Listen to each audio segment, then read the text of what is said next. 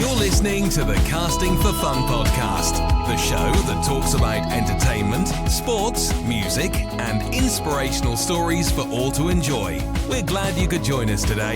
Sit back, relax, and enjoy the show. Now, here is your host, Albert Pineda. Welcome, everybody, to the Casting for Fun podcast. I am your host, Albert Pineda. And for this week's episode, I'm rejoined by my good friend, Eddie Ramirez, to chat all things really cool geek stuff. We're chatting Comic-Con news. San Diego Comic-Con took place last weekend, and we're going to be discussing it extensively. There was tons of really great news, really exciting stuff, especially coming from Marvel Studios. So we're definitely going to be talking about everything that went down at San Diego Comic-Con. And we're also going to be discussing really cool stuff in regards to summer blockbusters. I mean, Eddie is a huge fan of the movie-going experience like I am, and we wanted to have a conversation about movie-going experiences because it's been a huge part of our childhood, even to adulthood today, going to the movies. But our conversation went kind of long, so I wanted to divide it into two podcasts. So the first episode is going to be Eddie and I discussing Comic-Con news. The second episode, which will be released on Thursday, August the 4th, we'll be discussing summer blockbusters, past and present, and our experiences going to the movies. Okay, here we go. So this is the first part of my conversation with Eddie Ramirez. Returning to the Casting for Fun podcast is my very good buddy, Eddie Ramirez. Eddie, how are you tonight? Doing good, man. Warming up with my favorite Wampa. Good to see you, man. Good to see you. Before we jump into everything for discussion tonight, is there anything you wanted to bring up or discuss? Everything going well with you? Going well. I'm actually going out of the country, Dominican Republic, to celebrate one of my good friends' wedding. So it's going to be a fun trip. That and just enjoying life with the puppy right now, man. She's 5 months and her name's Leia. So go figure. Awesome. You may think I'm a Star Wars fan with that alone. Very good, very good. What about you, man? Hear about that trip sometime when you come back. Since I last saw you, anything? How's everything with the fam and any small trips in between in this? Nothing yet. Family's doing good. Everyone's good, enjoying life. We're gonna be going on a mini vacation to Palm Springs next month in August. That should be pretty fun. Oh, Palm Springs, there's always a lot to do out there, man. Yeah, I'm sure you guys have a great time. Yeah. So we're gonna be staying at a resort with lazy river pool, so try and stay cool in like the 110-degree weather. River, man, just put some sunscreen and knock out. Oh yeah, for sure, man. Very cool, right. Very cool. So for tonight, I wanted to chat some Comic-Con news with you. Last weekend was San Diego Comic-Con, which is always like the mecca of like geek entertainment news, and there was definitely a ton to discuss that got mentioned and brought up. But I was also thinking along the lines, last time we had talked for the podcast with Nick and Sean, talking about movies and, how much we enjoy the theater experience. It's the summertime. It's like the best time to go to movies. And I'm sure both of us have fond memories growing up, going to see movies, blockbuster summer movies, past and present. So I wanted to chat that as well after we cover the Comic-Con news. Oh, I'm ready, man. Movies is my thing, man. I love it. I'm a movie goer.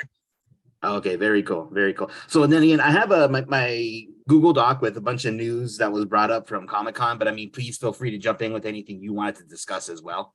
But so just a few topic ones I wanted to bring up.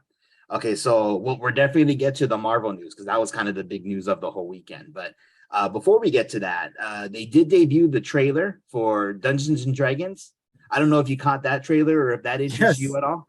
It looks pretty cool. Like, I mean, I'm not too familiar with the plot of Dungeons and Dragons, but I mean, like, if you were a fantasy buff, you would just like be, wow, let's check this out. Right. It features, let me see, Hugh Grant, Michelle Rodriguez, Chris Pine, and then that one dude from that popular Netflix show, the Bridgerton. Regine Jean Page. I probably butchered his name. I'm sorry. I don't look to me. Okay. I'll probably sound worse saying it, but I know who you're talking about. Yeah, okay. It was an awesome like showing in that trailer. Yeah, it looked cool. So we'll see. That's going to be slated, I think, for March of next year. So that'd be cool. Want to keep an eye out. Yes, a lot of fantasy work, man. We got Lord of the Rings, and then we get the House of Dragons. Mm-hmm. And then this one, like, it's like, maybe this is like the next wave of like fantasy filming, It's really cool to see that, like, hit those IPs and hopefully they come out good as the trailers. Oh, absolutely. Yeah. Yeah. In fact, actually, I wanted to ask you about the Lord of the Rings, the Rings of Power. So I Yes. briefly discussed it with Nick a couple of episodes ago. Okay, yeah. He says he's hearing negative things about it. So I don't know what you've heard from the trailer we saw. I thought it looked pretty cool, really good. I know Peter Jackson isn't involved, so No, it's not not in his this one. team, but I don't think it necessarily has to be his team to be good. So I was just curious what Right. your impressions were based on what we saw for the footage that you Yeah, and even to touch on what you just said, like think of Michael Giacchino. He's the music he's like basically like doing a lot of themes right now. He overtook a lot of the Star Wars themes, Mhm. and like pay homage to what came before you, right, with John Williams, but also provide that new modern sound from modern Star Wars. So as long as like it just kind of flows with the like, oh, this is a good reminder of what it was like Middle Earth, man. Like, come on, like I grew up with the books, like reading those. That was The Hobbit was my first book that I ever read.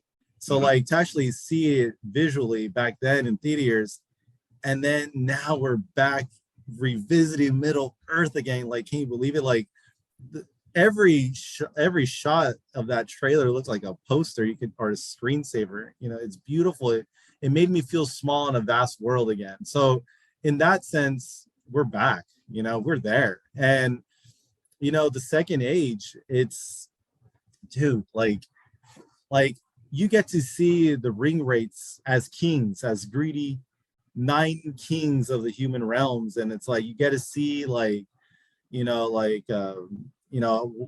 age of elves, like before they start fading away. You get to see a lot of things like that. So there's so much to compact, and I'm glad it's multiple seasons, Mhm. a lot of episodes, none of this like 5 episode short season where you don't have enough time and breathing room. So poses are going to be all an hour each, possible 5 seasons. That's the big rumor. Mhm. I personally haven't heard anything negative. If anything, I've heard a lot of positive.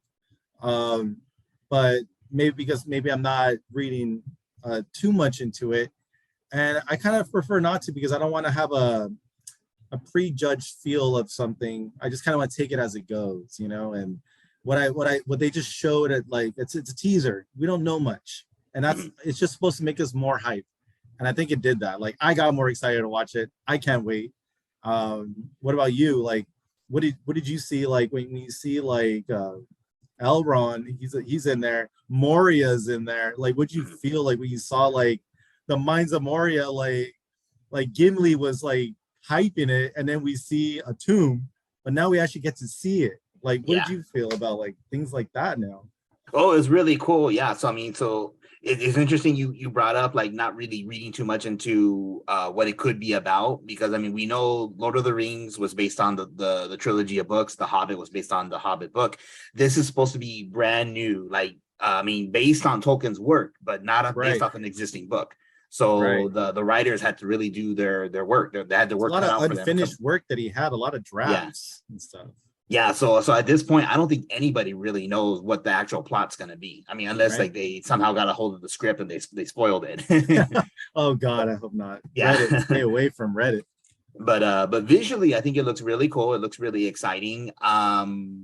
Again, there could be certain movies where it visually looks good, and then you're kind of Right. disappointed with the end product you get. Like, The Last Jedi is a good example. So I'm willing to reserve judgment until we actually get the show. Yes. But for me, I think based on what we saw in the trailers, I think it looks really enticing, really good. So Yeah. No, I I'm sure we're gonna get one big trailer before we probably get like little like promo spots, but that next trailer, I think it's gonna really set the tone of what we're about to absorb for the next probably 5 years. Supposedly it's 5 seasons. Imagine 50 hours of Middle Earth.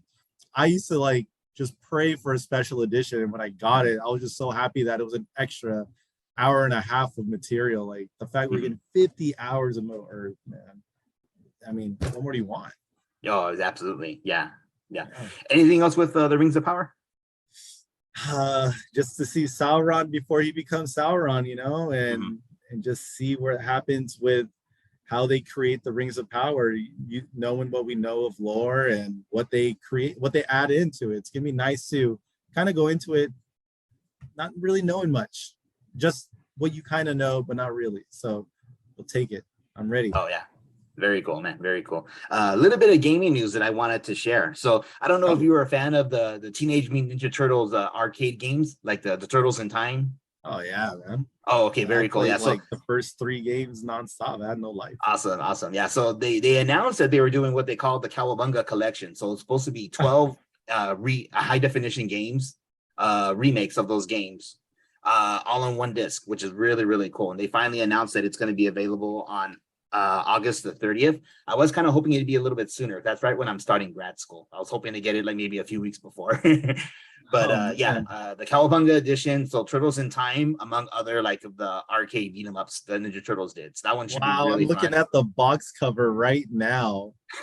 It looks so cool. What a touchback to early 90s, man. Yeah. This looks pretty rad. So, Shredder up in there, of course. That's awesome. And so available for PlayStation 4, PlayStation 5, the Xbox. Yeah. Xbox One, Xbox Series, sir. and then the Nintendo what's the name of the Nintendo console? Why am I drawing a blank on it? Switch. Nintendo Switch. Right. And PC. So yeah, definitely most people should be able to get their hands on it as soon as it launches. Comes with a coloring book. Did you see that? I did, yeah. That looks pretty cool. Oh my gosh, it's more than just the game. Wow. Oh man. This looks really cool. My daughter's not really a big Ninja Turtles fan because she's a girl, obviously, but I mean anything coloring she'll like. So hey, you know what? Maybe this will turn the page for her, and you'll see her wearing red and purple bandanas around her eyes. I think this could be the one. This could be the turn of the century for you. You're gonna be like, what? Who would have thought? And she'll like pizza. Don't forget that. Yeah. Oh, she already likes the pizza. So you gotta have pizza. Oh, there you go. You're halfway there. Yeah. Very cool. I wanted to touch just a little bit of news. So Mike Judge, the creator of Beavis and Butthead, he was there to promote the new movie. And I guess during his panel, they asked him, hey, King of the Hill, are we going to see King of the Hill again? He said likely we would. So I'm actually pretty excited about that. Nothing concrete, I hope so. But I love King of the Hill. King of the Hill is so great. It's been off the air for too long. It's an underrated cartoon. In my group of friends, we share common like friends like Sean, Allen. Yeah. I remember I used to bring it up like to that group of friends of mine where it's like my friend Daniel, he used to hate on it. Like he used to not like the art of it. So he's like, nah, it looks boring, whatever. Fast forward 2 years later, man, I love this show. I'm like, I told you. And to this day, I wrote in his face, if you just understood the comedy, if it just clicked with you, I mean, the early episodes, they could come across as very boring. Yeah. It's very dry humor. But like, if it just clicked with you, and you just appreciated how that show evolved, and it just became so good by the last season. It was just like, they could do no wrong. And I was a big fan of Beavis and Butthead. I have an older brother. He's 7 years ahead of me. Yeah. He's a true 80s, 90s kid.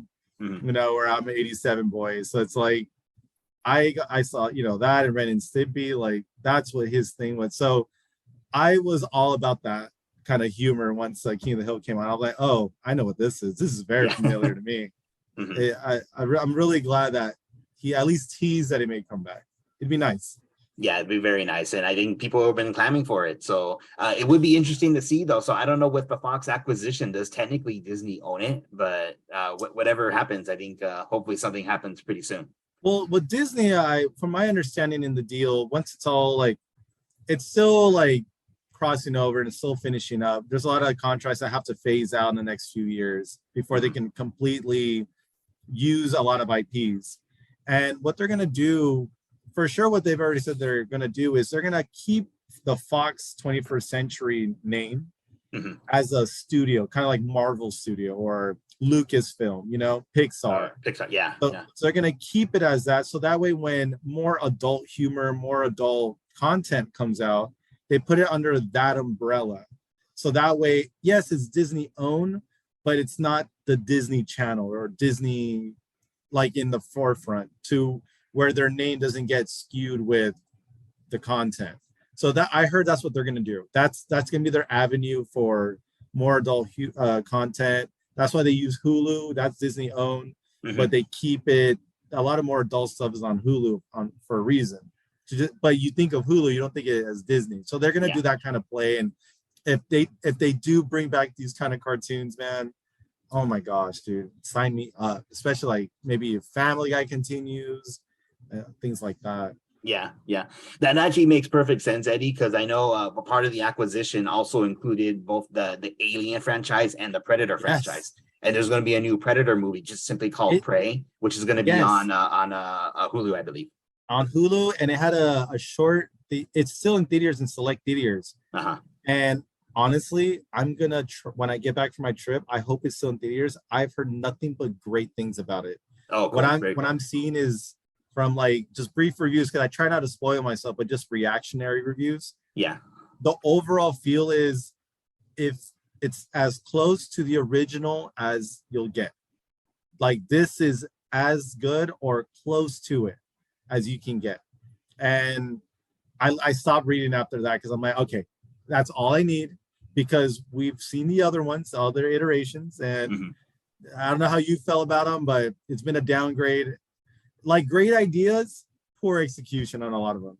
Yeah. You know, so, but this one I hear, or I've read a lot of positive out of it. I saw the score on it, and it's a high score. Definitely see that one. I really like the take on Native Americans. Take it back a few hundred years. So now there's no excuse of weaponry, and how do they outsmart a advanced alien hunter? You know, they're there to hunt. So I want to see how they explain that. No, absolutely. Yeah. Going back to Comic-Con news. Well, technically, I think they did have Prey on display at Comic-Con last weekend, I think. But anyways, it was. I think they had a short panel at one of the smaller halls there. Oh, okay, yeah. So DC news. I mean, we got new trailers for both Black Adam and Shazam: The Fury of the Gods, with Dwayne "The Rock" Johnson and Zachary Levi both in attendance along with the cast. So that was pretty cool. I know there were some people who were kind of complaining that was all that they had showed off. But I know with Warner Brothers, they had to kind of maybe tread lightly on some of their upcoming projects because of the bad press that certain people have gotten. We don't speak about Bruno. Yeah. So yeah, the two individuals from both The Flash and Aquaman. We don't have to mention their names, but So I mean, did you have impressions? What did you think of the trailers that we did get for Shazam and for Black Adam? Yeah, I mean, let's just start with Black Adam first. I mean, it's The Rock, dude. Like he's finally, after 10 years of saying he's gonna be Black Adam, he's finally Black Adam. Like it actually feels like this is a real movie. Like it's not just rumors anymore. Yeah, they were actually gonna see Black Adam, a solid bad guy, anti-hero kind of guy. So, and it's in the Shazam associated like part of the universe. So, like, what I'm curious about. What you see in the trailers, including this last trailer spot, because it was a short one, as a little extra new stuff just to kind of get you there because it's coming out soon. I want to know what Earth this is, because if you think about it, and I might have to bring up Flash temporarily for this part, because the rumored influence is Flashpoint for that movie. Now, DC Universe, from how we have seen it so far, is Aquaman, Wonder Woman, Superman, an older Batman, but like a grizzled one, like Dark Knight comic series Batman, and then the Flash, right? Then Shazam's last movie, you introduce a Superman. Now, outside of the movie, we know there was contractual things. That's why Henry Cavill didn't show his face. So they had a look-alike. So that's why you never saw it. But in the movie, you can play with that. What if that wasn't a Henry Cavill Superman in this universe, and Shazam was never really in that Earth 2 or Earth 3 or whatever? What if all those heroes he mentions in the Shazam trailer, they exist, but they don't look like the actual universe that we've seen? Because you can twist it a little bit. And I say that because now go to Black Adam. Okay, you have Dr. Fate, which is an amazing character. I'm so happy. Pierce Brosnan, I mean, quality, mwah, dude. Like that guy, I can see him in a lot of things, dude. That guy is awesome. He's a great actor. So you have him, and then you have, oh my gosh, I'm brain farting. the guy who Adam, right? He can increase his size and go small. Oh yeah, yeah. What's his name? Adam. I'm gonna have to Google this real quick. Yeah. But he's in it, and if you Yeah. see the technology of like the speeders that they have and all that, that kind of looks like a little more advanced Earth, but still the familiar Earth. Yeah. So you see where I'm going with that? Yeah, and yeah, Dr. Fate can see the fate of, the future, like the possibilities. What if he's seen cross-dimensional things where this movie comes out before Shazam? So you get that. And then when we talk about the Shazam trailer, he's still developing himself, his family, the Shazam verse that he's got going. But remember that realm where they all stay, like their Batcave, as they were calling it. Yeah. Those have doors to other dimensions. Who's to say the end of this Shazam Black Adam continuity, they go through one of those doors and then we get into the universe. And that's how we can get away from Flashpoint drama. You see what I'm saying? So see how that can be maybe an avenue out. This is just me geeking out. I have no insider information. I'm not that guy. But I feel this is where it's going. I feel the Black Adam is just ready. It's just a product that I've been salivating for. And then to see Shazam, I love that family. And it's soon right after. They're going to connect. It's a given. How they're going to connect is, I think that's what we're excited about, because we want comic books to succeed because we get excited for them. To see DC get on a positive would be amazing, because as a DC fan, I know I'm rocking the Marvel hat today. Yeah. Because there's a lot more Marvel stuff. So that's why I wear the hat today. I think it's going to be a great return. I mean, what do you think about like the Shazam trailer and Black Adam, and where these two movies can take us in a year from now? Oh, okay. So before we get to Shazam and Black Adam, I just wanted to comment on the Flash. So what I've read online is that the TV actor Flash, Grant Gustin, I believe is his name, he's really popular with the fans. So if they can do something where they could draw him in, people have been saying that, like, introduce another version of the Flash, and that'd be nice. Technically on the TV show Flash, the two Flashes met each other, right? So it's good. It's not that difficult or hard if they come up with an explanation, because I mean, people can now accept that there's 3 live action Spider-Mans and they all interacted together. Look, we got 3 Batmans right now. Yeah. I think at this point, anything's possible. It is. And I think it would be in Warner Brothers' best interest to do something like that. So what they actually end up doing, we'll see. But yeah. So now with Shazam and Black Adam. Yeah, so my understanding, again, I'm not as versed in DC, I think, as you are, but they do, the two actors or two characters are very much interconnected with each other, right? So it would make sense that they could eventually do their own team up or meet up movie together, Black Adam and Shazam. And I mean, I'm a huge fan of Zachary Levi and The Rock, so I just love that concept of the two of them being together in a movie. Yeah, those are titans right there, man. Helen Mirren, she's supposed to be the villain in Fury of the Gods. I think she's going to be excellent. Lucy Liu as well. I think both of them could be very evil women. So yeah, they all play the part. How'd you like that Fast and Furious joke? Oh, that was pretty funny. Yeah, that was pretty funny, and it's funny because she's actually in the Fast and Furious movies. That's right. So I was like, I like that. I like how they did that. I don't know if it was meant to be that way, but I took it as that. I thought it was clever. That was pretty clever. Yeah. Anything else with DC? Oh man, I mean, we're gonna have to scrape the bottom of the barrel on this one. Oh, actually, there was a bit of a DC news that broke just this past week. It wasn't at Comic-Con, but it was just like a few days ago. Apparently, it's been spoiled that I don't know if you want me to tell you this, but it looks like Ben Affleck is going to be appearing in the Aquaman movie. I did see that. And it was only because I guess that they caught Jason Momoa on set on Burbank at the Warner Brothers studio tour. And it's kind of funny. My wife and I had done that tour before, back in 2014 for the 75th anniversary of Batman. So it's pretty cool. Some random tourists just got to happen to see Jason Momoa walking off set and like, oh, cat's out of the bag. Sorry. Yeah, so I saw that. I didn't know we'd bring that one up. So yeah, let me jump on that one. Like, okay, yeah. I saw that, the big denial right now is there's no reshoots being done right now. So there's nothing happening. That's just them on set, being on set. Mm-hmm. Can I just put a big capital B and a capital S next to each other real quick? Like, we know Yeah. We know a lot of the post shooting productions, they don't have to be big canvases. You can just go in a room with some 3D, put on a 3D suit, set up a quick blue screen, and then you got to just do your quick intro and outro, and you're out.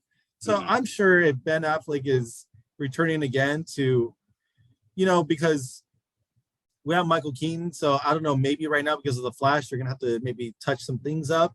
Because what if Michael Keaton was in it? Now they have to put Ben Affleck in it. Like whatever's going on right now, that reshuffle in the background, I'm sure they're doing it now. And remember, they pushed back all these movies for a reason. Yeah. All these movies was already come out. Like the Black Adam was already supposed to be out like now, or last month or something like that. And Shazam was supposed to be in November. Like we were supposed to have these guys, but they flipped Shazam. Oh no, they flipped the Shazam and Aquaman trailer or Aquaman movie where Aquaman was supposed to come out before Shazam. So if they're doing a reshuffle of continuity, if they really want to keep this going, that means a lot of actors that were playing whatever characters, they're probably out to be replaced by other characters to make it make sense. Because we won't speak about Bruno, but he made things very difficult for a franchise that's trying to be consistent. Yeah. So I think it's true. I think that rumor is 100% true. Don't believe the nonsense. It is true. You people out there, don't let them lie to you. Aquaman and Ben Affleck are together. Ben Affleck will be seen swimming in a pool and Aquaman will float up or something. No, I'm just kidding. Yeah. I don't know. But like, I'm sure it'll be kind of like a Martian the Manhunter type of Zack Snyder cameo scene. Yeah. I think maybe something like that to kind of keep the relevancy of that universe going with Ben Affleck. He'll be a Bruce Wayne. I don't think it'll be Batman. Yeah. I think it'll just be a quick Bruce, and then hey, we all exist. Let's keep it going. And I don't know, man. It's gonna be wild. Like that movie's gonna be something, man. The Aquaman Part 2. Oh yeah, absolutely. Okay, let's jump into some Marvel news because there's a lot to digest, lots to talk about. It's the rest of the show. Get your water, guys. Okay, so they gave firm confirmation dates for release dates for movies that we already knew, projects we already knew, which is so cool. So going over really quick, She-Hulk, so August 17th, just in a few weeks. The Daredevil cameo. Oh my goodness, I was just blown away when I saw that. So yes, Daredevil is appearing in the She-Hulk show, which is probably the best thing of her own show. We haven't had a Disney Plus more than 7? Yeah. 18 episodes. That's almost 3 times more. That's amazing. Oh, yeah. So Daredevil Born Again, which is really, really exciting. That one's scheduled for the spring of 2024. So really excited for that.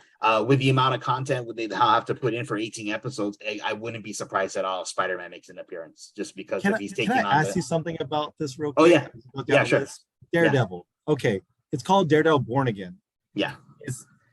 Is it Born Again, kind of like a Homecoming Spider-Man type of title where it's like, hey, welcome back to the Marvel proper, like kind of that feel? Or is it Born Again because this is Daredevil post-Blip, like he got warped into this universe? Oh, that's a really great question. So there is a comic book series called Daredevil Born Again that was written by Neil Gaiman, who's very prolific comic book writer.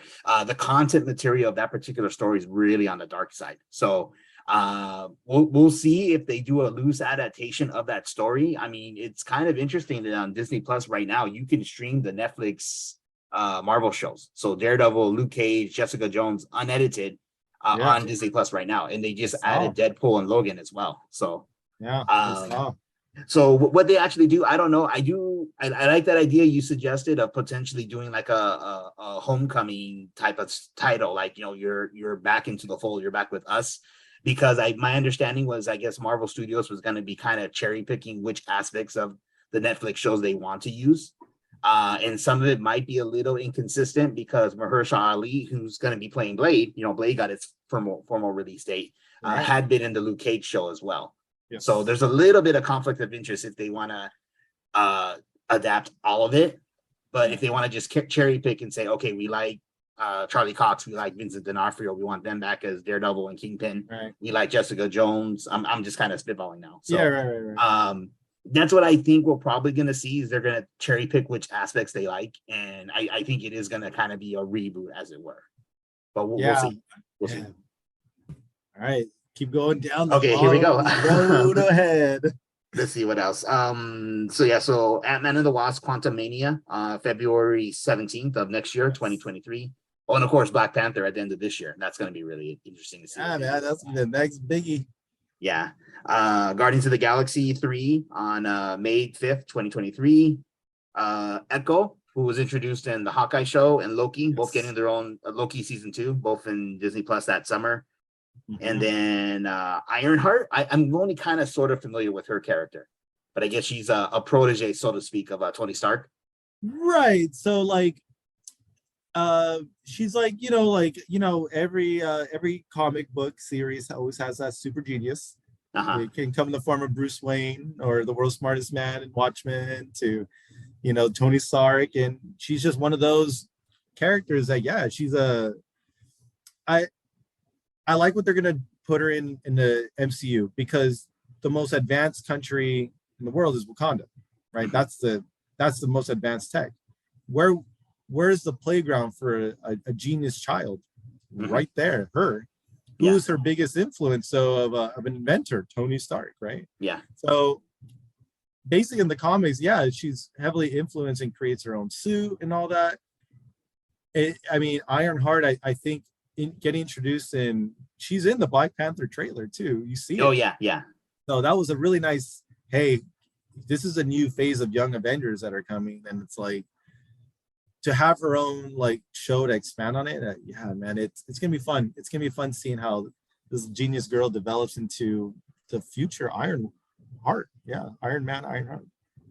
Yeah, very cool. Yeah, so I'm excited for that. That should be pretty fun. That's the fall 2023, and then Agatha Covenant of Chaos of the winter of 2023, which I guess is kind of interesting. I mean, they had announced that she was going to get her own spinoff show. I guess because Agatha Harkness was popular enough from WandaVision. So I didn't think they'd do it. I didn't think they actually give her own show. But I'm curious. I mean, was she a good guy now? I guess that's where I go to right away. Yeah. But that's just me now being impatient. Like, I just want to see what is going to happen. She's mind controlled. So how she can even break out of that? Yeah, that's true. Yeah. So we're going to see Wanda for sure. Wanda, definitely. I think so. Yeah. Possibly even the White Vision. So we'll see. Oh my gosh, that guy needs to show up already. I've been so wondering when this guy's going to pop up again. Okay, so now we get to the really exciting news. So this is all the new stuff that they announced. So Daredevil Born Again, 18 episodes the spring of 2024. Captain America, they had announced that Anthony Mackie was getting his own movie of Captain America, but the title of New World Order, I mean, like, because I'm pop culture aficionado of the 90s, is when I heard that title, I immediately thought of WCW and the NWO. Did Hulk Hogan pop up in your head for a second? Yeah, exactly. That's Hulk Hogan and Scott Hall. In fact, I chatted with Sean about Scott Hall a few months ago when he passed away. So that just immediately brought to my mind the NWO concept. I'm sure so that should be exciting. Yeah. The Thunderbolts, that one's been long rumored for a while, but we're finally going to see Thunderbolts. So that should be pretty cool. Are you familiar with the Thunderbolts? I read up on them after I heard about that way back when they threw out their name. They're like kind of a Marvel Suicide Squad. Is that what? Yeah. So like, anti-hero type characters. So potentially, they haven't announced the lineup yet, but they've introduced lots of characters who could potentially fill the bill, like Yelena Belova, Black Widow's sister, the Abomination, who's back in the fold now. He is. U.S. Agent, who was introduced in Captain America. I'm sorry. I apologize. Falcon and Winter Soldier. So all the people that Valve contain, Julie Louis-Dreyfus's character is kind of like putting together. So she's kind of like their Nick Fury. Right. So that should be pretty cool. That should be pretty exciting. Yeah, I'm curious. Like, naturally, I'm gonna compare the two. Thunderbolts to Suicide Squad, because let's keep it real. DC just allowed James Gunn to just keep it going. Hey, you want to go R? Go for it. Yeah. And now you go from that contrast to, it's gonna be PG-13 for sure. Yeah. But hopefully they'll make it wild enough for it's like, man, these guys are some bad guys. Yeah. Fantastic Four officially given the release date of November 8th, 2024. No casting just yet, but we might still see some casting news and other Marvel news coming up at D23 next week in September. So we'll have to wait a few more weeks for that one. I think they sprinkled it in Comic-Con. Like, here, let's give you some, because we're going to give you the nice meat and potato, like the nice entree at D23, because they got to save some good stuff for that one. So I think we're going to get Reed Richards. I think we're going to just see the whole cast, and probably even maybe a teaser. Maybe a little soundtrack teaser with the title for it. Yeah. The full title. Yeah, that should be exciting. So that's going to be, I think it's September 10th, I want to say, a Saturday morning. I have to double check when, but we'll definitely do a recording on that. Okay, and then last but not least, 2 Avengers sequels in the same year in 2025. Avengers Kang Dynasty on May 2nd, 2025, and Avengers Secret Wars on November 7th, 2025. That's just the news blew me away. 2 Avenger movies in the same I thought it'd be one. Like, okay, we got to get one eventually, right? And then I remember seeing the video of like the panel, and then it goes to 2, and I'm like, no way. And then how long between? Like 6 months between. It's literally the next movie is another Avengers movie. That's insane. We had to wait. We're used to waiting a year for the Fallout Endgame and Infinity War, with a couple movies in between to kind of like buffer it. No, this is back-to-back Avengers, 6 hours likely total of just 30 heroes and who knows how many villains just going at it. That's wild. Yeah. Just like you, Eddie, I'm very excited that it's just a short wait. I mean, it kind of reminds me of, like, you want to go really old school, like Back to the Future's parts 2 and 3. They were filmed back to back. They were only six months apart in release. I did not know that. And then the Matrix sequels, Matrix Reloaded and Matrix Revolutions, were also just like 6 months apart. Yeah, they were. I remember it was like a summer and a December release or something. Yeah. So we'll have to just wait and see what they have in store. But I mean, for Secret Wars, there's 2 different story arcs, one from the 80s and then one from the 2015. Like there was one like 5 years ago or something. Yeah. So what they would draw inspiration from, I mean, the 80s one, I mean, I don't want to spoil too much for people, but that's kind of been very famous for introducing the Spider-Man black suit, which we know would eventually evolve into Venom. And then for the newer Secret Wars, I haven't read that comic yet, but I'm actually very curious to pick it up. Or maybe I might hold off, because I have a feeling that one might be the main inspiration for this movie. But I think so. I think so, because what DC has done with theirs, with the New 52, we're basically seeing that on screen. So they inspired a lot from that series of comics. So, and for the most part, and the MCU, they've been picking off the newer series more, but they'll get some good story plots from the other ones and kind of mesh the two. And then obviously whatever actually applies to the movies, because, nothing can always translate. But man, it's like, and don't forget, between Fantastic Four and those 2 Avengers movies, he had a whole bunch of other untitled dates. Oh yeah. Like 10 up there. Who knows how wild this Kang thing's gonna be by the time we actually get there. Oh yeah. It's crazy, man. Like, Wakanda's gonna end phase 4, and it's gonna basically set the premise, because phase 4 is like, okay, where is everyone at? If you look at all the content, it's kind of everyone kind of reflecting and getting back to who they are, their values, whatever they are, right? What's their identity now going forward? So once we kind of get all that out of the way, that's already set the pavement for now the fall. Quantum Mania. I mean, what better way, dude? Like, the quantum realm, it's going to get weird. We're going to start seeing things. We're going to see a bunch of science. I predict now Reed Richards, our version of him, is going to appear in that. And it's just going to set the premise for what mutants are, because, that's already kind of out there. So now it's going to explain that, and maybe it'll explain the X-Men were always here post-blip. Maybe something happened in that blip that really switched all of our DNA if we're in that universe, and we just don't know yet because we haven't evolved yet. And that's what makes it wild, man. Like, it's gonna be crazy. Oh yeah, I can't wait. Very exciting stuff, man. And then like you mentioned about like those unreleased or unannounced dates. I mean, we have to take into consideration that Sony would be the ones who would announce the fourth Spider-Man movie, not Marvel Studios and not at Unfortunately. D23. Yeah. So my guess is we're gonna get that fourth Spider-Man movie before You think so? the two You Avengers think movies. we'll get a fourth? Oh yeah, absolutely. I mean, the way Like, they ended in it, the yeah. MCU, In the or MCU, I think in the really, MCU, you think yeah, we'll get it? I think so. I'm optimistic, but there was Morbius. I'm optimistic, but supposedly there's Madam Web. You know what I mean? It's like I'm scared, Well, but I do rightfully hope. so, yeah. I But I genuinely think it am would on your be page. I really hope we get it. really, really foolish of Sony to not continue that. I mean, they can have the Yes. both of both worlds out. They're getting doing what all they the want to money. do. All they have to do is just say, "Okay, go do what you want with him." Yeah, That's exactly. all they got to do. Mhm, Especially with Venom, he's Tom Hardy. Don't lose that guy. That mhm, guy is solid. Keep mhm. it going with Venom. He was No, in the yeah, MCU and he left. How sad. yeah. A Very little good, block man. stayed. Let's not forget. The block Yeah. did stay. That's true. That's true. It did. So it's kind of interesting and funny that before, like a few days before Comic-Con, people were saying, we don't really think Marvel Studios is going to bring a whole lot. Like they brought a ton of information, which I is, mean, I feel he only showed half of the food plate. yeah, I think he just gave us vegetables. He didn't yeah. give us our protein yet. And it's just gonna be wild, man. Like, can you believe it? Like, we're how many movies in? Not counting I think TV shows. 23 or 24.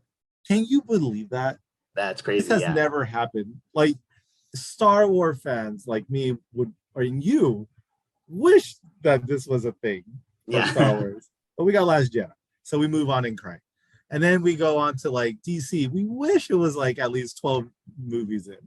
But hey, I'll settle for Joker and the Batman. I'll take Yeah. that. But like, it's incredible how that Marvel team is just so consistent. Like, even the worst movie they could think of Marvel, whatever that is for you, it's not that bad compared to really bad Transformers 3 movies. Mhm. You know what I mean? A Predator movie that didn't make sense. Yeah. So it's like, for the worst content that Marvel has put out, it's still not a bad content. It's because we have such a high standard that if we take a 7 out of 10, we look at that as a failure for them, when it's actually really damn good and they sell $1 billion anyways. Mhm. It'd be crazy where it's at, like where we're at with all this. Oh yeah, I mean the only thing that's close to it would probably be James Bond with like 25 movies, but it took them 70 years to do that. Yes. So. And they're still trying to figure out who the next Bond is. Yeah. You know, so these guys already got like Agatha Harkness. Like, come on, man. These are deep cut characters. Yeah. And they're gonna be as normal as anything else. Mhm. It's just crazy, man. It's really awesome. I mean, what's the TV show, not movie, but like TV show that you look forward to out of what's been shown so far? What's the one that for everything that they showed off? I think probably Loki season 2. I think the Loki ones are going to be like the most choice. like really like setting the stage for what we're going to see in Kang Dynasty. In fact, as soon as I heard that was going to be the title for one of the Avengers movies, I immediately said to myself, "Oh, I got to rewatch season 1 because there was so much information they gave us." I hope we get more episodes. Yeah, I really do. I felt right when I really got captured by the season ending. I'm like, oh, it's over. Yeah. Dang it. I really wish it was a 10 episode. I hope they do that. I hope they kind of give a little more love in the episodes per season. I mean, if Daredevil's getting 18, just give us 10. No one's asking for 50, but like, it's like 4 hours of content, not 2.5. Yeah. Oh man, Loki season 2 is gonna be a great one. I mean, that's gonna be wild. Mm-hmm. Very good. Anything else from news from Comic-Con that you wanted to share? No, I think honestly, I mean, you know what? Let me touch on something real quick. Oh yeah, sure. Did you see the Comic-Con panel or the Marvel panel in its entirety? No, I haven't seen it. No. You know, it's an hours long, and that's all this content we spoke about. Like, is all there. Yeah. I will say this: when I did see it, I think one of the more touching panels I've ever seen was the Black Panther panel. and the Guardians of the Galaxy 3 panel.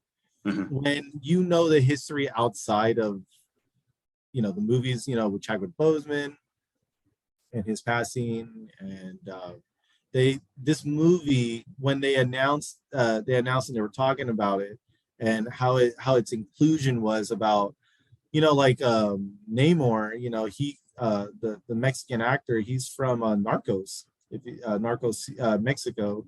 Uh-huh. And he was one of my favorite characters in that season. I mean, that guy played so many angles and so many emotions. It was so good of acting. I'm like, wow. Like, I remember saying it back then, like, I love that in these Narcos series. Yeah, it's about drugs, whatever, but I really liked how they're getting quality actors from these countries that would never have had a shine. And then he talked about that in the Marvel panel, where he's thankful that Black Panther, because he's in it, right? That they had leave room for inclusion, which is nice, because you want to be inclusive as long as it doesn't overtake story and character. Those should always come first, no matter what. Mm-hmm. But if you can diversify it, even better. And he talked about just his Latin heritage and, just being Latino, and hearing him and like spoken Spanish. It was really heartfelt, like what he said about like coming from nothing, from the ghetto, to like making it and being part of probably the biggest IP right now in Marvel, which is Black Panther. Mm-hmm. I mean, that's a culture movie right there. So it was really nice. And then the Guardians of the Galaxy, with everything that happened with James Gunn, and how he got removed from Disney IPs and then brought back after that, like, it was really heartfelt, because they're saying that's the last iteration of that Guardians of the Galaxy team. So there's a lot of leakage footage out there, but like, basically the feel of this movie is like, this is our last run together. Let's find ourselves again. And it was very heartfelt to see like the actors really like join up and like hug each other out, because it's like they know maybe most of them may not come back. Maybe this Marvel MCU with Quantumania and Loki and all that, maybe they do survive, but the story doesn't allow them to for the greater MCU. So this is the last time we're going to see like this crazy team together. It was really heartfelt. Like, those two, like, you could feel the mood, even though you weren't there. It's like as if you were there. And it's definitely, I encourage, if you have time to watch that. It's really touching. Oh, very cool. Yeah, I definitely want to try and check out that video.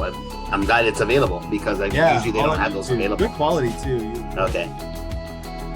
So thank you, everybody, for listening to this episode of the Casting for Fun podcast.